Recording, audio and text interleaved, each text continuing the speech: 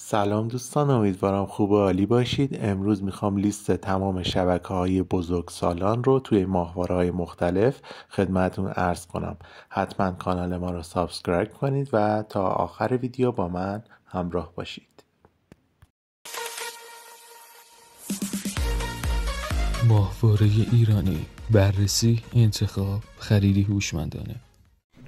دوستان، یه تعداد شبکه‌های بزرگسالان هست توی ماهواره‌های مختلف که توی این ویدیو براتون توضیح میدم. منتها قبلش بگم که باید دستگاهتون حتما اکانت داشته باشه تا بتونید شبکه‌ها رو باز بکنید. اولین ماهواره‌ای که سراغش میریم ماهواره معروف هاتبرد در 13 درجه شرقی است که حدود 9 تا کانال بزرگسال داره. فرکانس 10.930 هارزانتال 30,000. 2 تا کانال بزرگسال روش هست، دورسل و برازرز.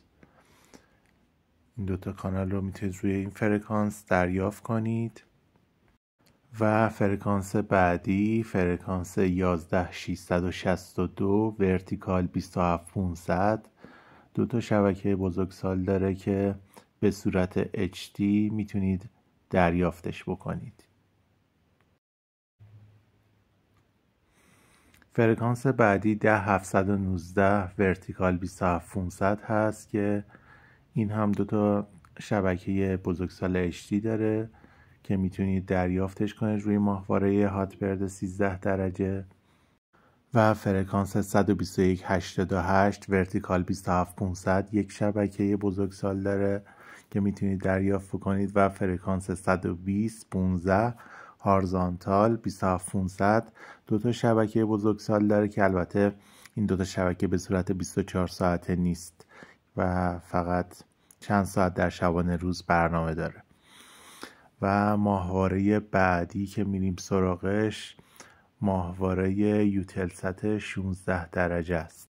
رو فرکانس 10887 هارزانتال 30,000 میتونید 2 تا شبکه بزرگسال دریافت کنید. البته لازم به ذکره که این ماهواره پوششش تو ایران ضعیفه و برای دریافتش باید دیش LNB مناسب داشته باشید. و فرکانس بعدی 11283 ورتیکال 30,000 هست که روی این فرکانس هم میتونید شما 2 تا شبکه بزرگسال دریافت کنید توی ماهواره یوتلسات 16 درجه. ماهواره بعدی که دوستان میخوام بهتون معرفی کنم ماهواره بلغارسات هست. ماهواره ضعیفی است، پوششش تو ایران ضعیفه و برای دریافت فرکانساش باید حتما دیش LNB مناسب و سایز بزرگ داشته باشید و LNB قوی.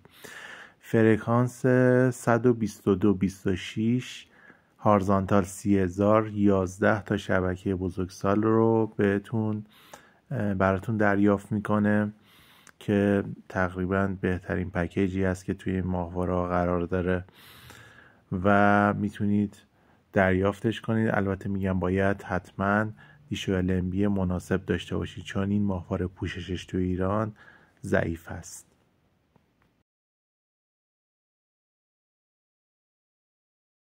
و ماهواره آخری که میخوام خدمتتون معرفی کنم دوستان ماهواره آموس هست که 2 تا شبکه بزرگسال داره با فرکانس 109.25 ورتیکال 27500. میتونید این 2 تا شبکه رو دریافت کنید. البته خدمتتون عرض کنم این 2 تا شبکه 24 ساعته نیست و فقط چند ساعت در شبانه روز برنامه داره. دوستان، اگر به مسائل ماهواره علاقه دارید و یا دنبال آموزش‌های کاربردی ماهواره هستید، من توی کانالم آموزش‌های ماهواره رو به صورت هفتگی و به زبان ساده آپلود میکنم.